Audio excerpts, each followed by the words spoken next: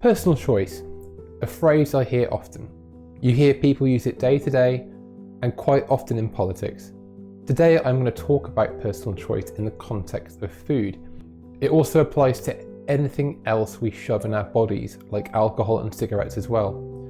It is my belief that there is no such thing as personal choice. Sounds crazy, right? Well, hear me out, because I only came to this conclusion recently, and you may never think about it the same way again after hearing this. We like to think that we're free, that when we reach for the cake, the glass of wine, or the cigarette, it's our personal choice, something that we've decided, consciously and rationally.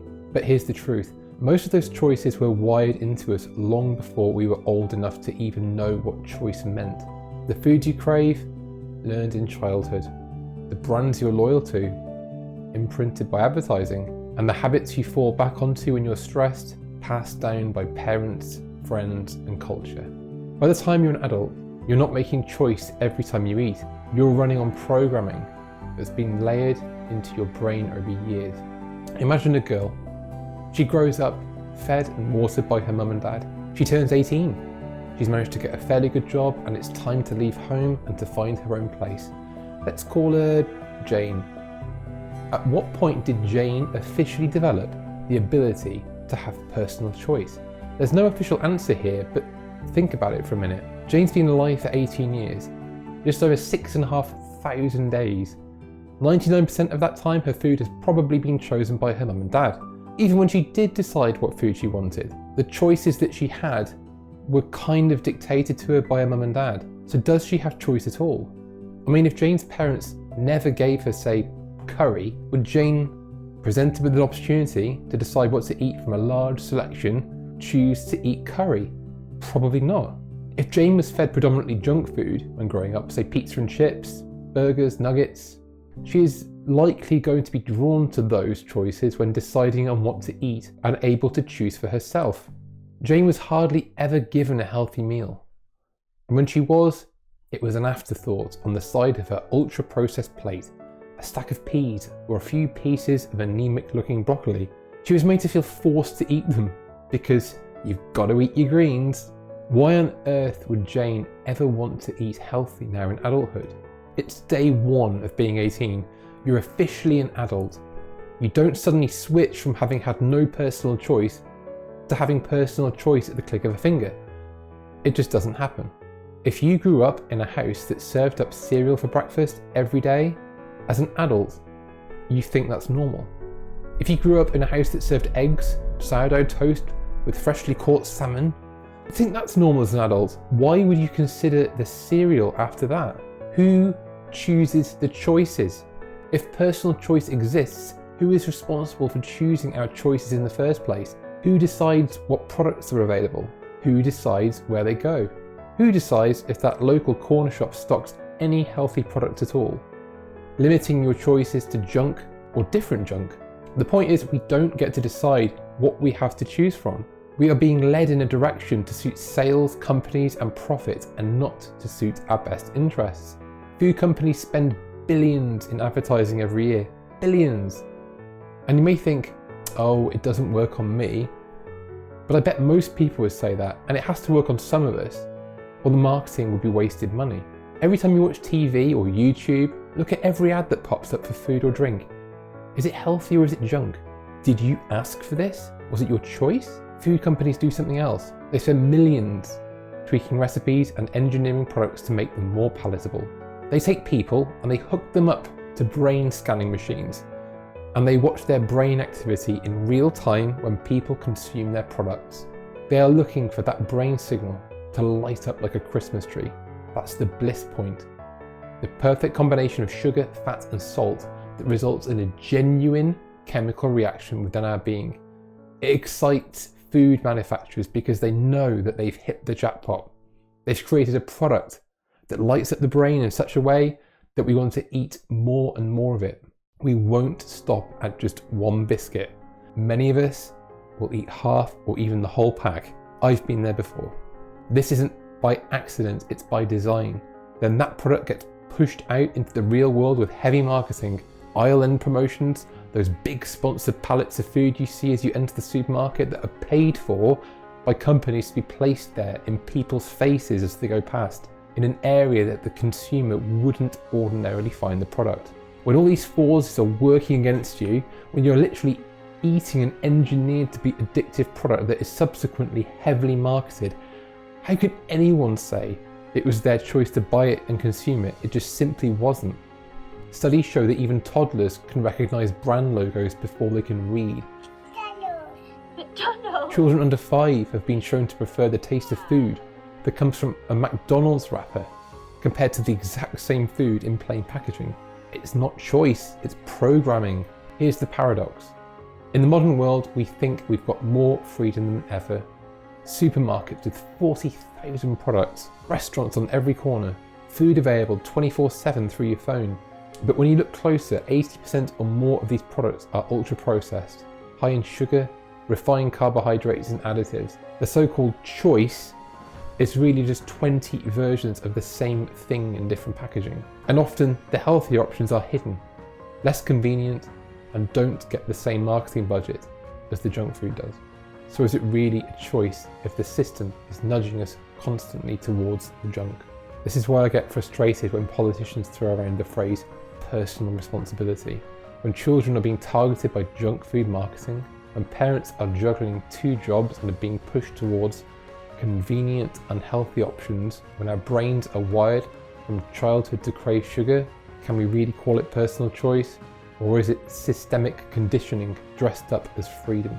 It's like handing someone a pack of cigarettes at age 5, addicting them for 20 years, then saying at 25, well, you chose this. No, they didn't. They never had a choice. We don't have a choice over the choices we're given. We didn't choose the advertising. We didn't choose the food environment. We didn't choose the culture that we were born into.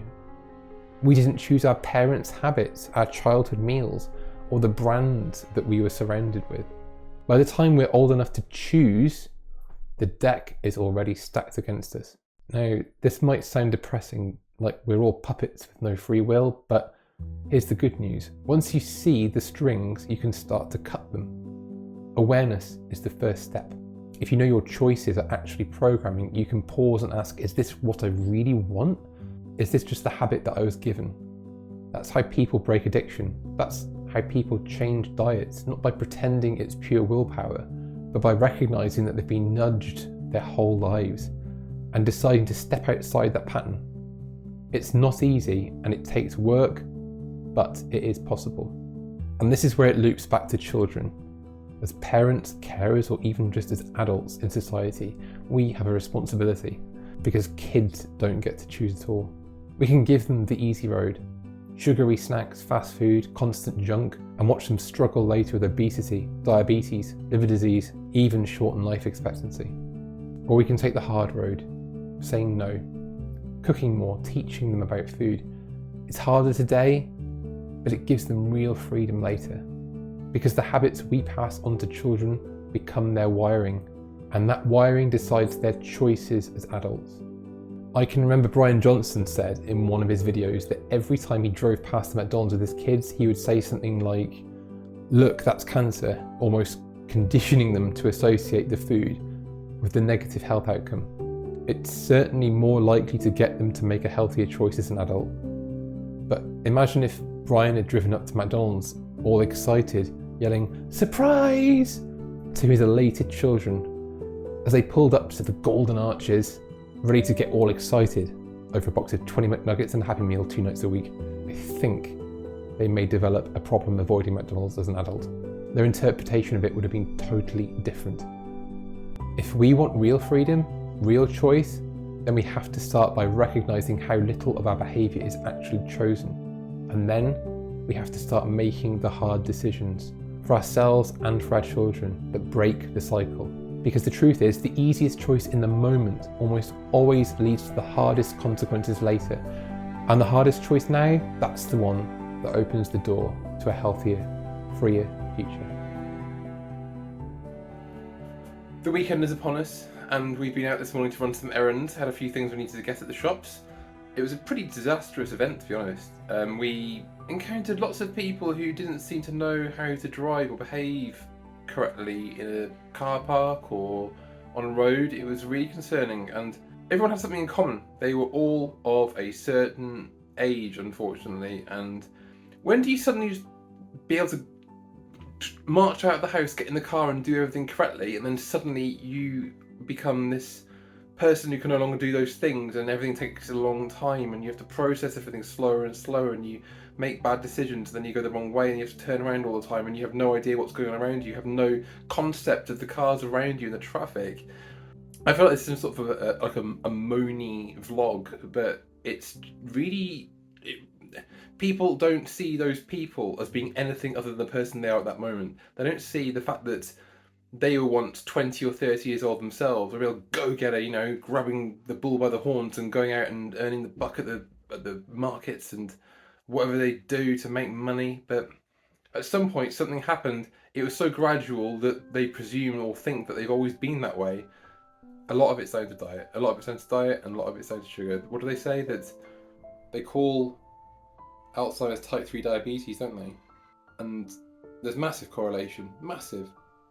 People have little bits and bobs of stuff all day, little sugary snacks and sweets, and it's gradually over time, over the years and years, the decades of consumption leads to almost like a final decade of misery, of not being able to live life the way that you used to, and just general unwellness and trips to the doctor and medication, and it's really sad. But people are not aware of it, and you start talking about these things to people and they just don't see it, unfortunately, because it's going to take something as crazy as when they finally came out to say smoking causes lung cancer for people to actually stop and say whoa and take some action. But obesity causes cancer, and sugar causes obesity. So does sugar cause cancer? I don't know. The other thing I noticed as well is when I was reading my daughter's bedtime stories for last night, that it was William's Winter Wish. Have you ever read that book? When he goes to visit his grandpa has a box of chocolate biscuits just for William. Later in the book, he turns up and he tells William, you know, "Oh, come in, I've basically just restocked the biscuit tin with all of your favourites." And at the end of the book, they sit down with mugs of frothy hot chocolate in front of a cosy fire after having just come in from playing in the snow. It's not the first time I've seen like the mention of unhealthy treats in children's literature. Not saying that we should start banning and burning books that contain references to sugary snacks, but it's continual, isn't it really? It's just, there's loads of examples of books where they mention treats or snacks or things like that, or sweets, TV programs and children's TV shows all the time. There's some episodes of Mr. Tumble, you know, Mr. Tumble, something special. The guy's constantly harping on about cake all the time. I think that's where I get it from.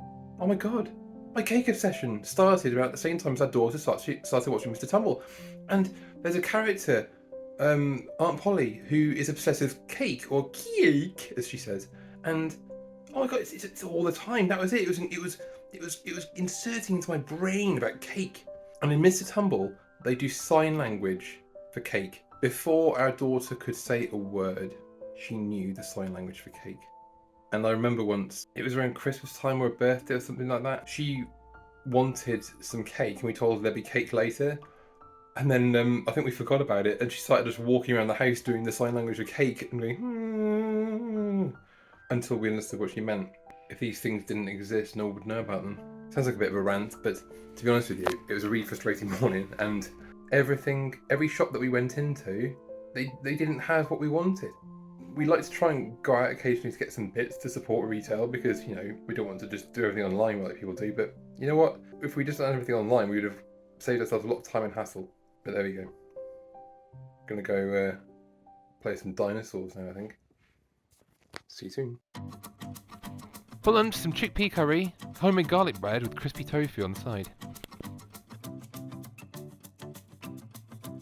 For tea, some healthy plant-based burgers with lashings of cheese, peas, some greens and some olives, and a sprinkling of paprika. Weight today 76.4 kilos, 21.7% body fat, going way down.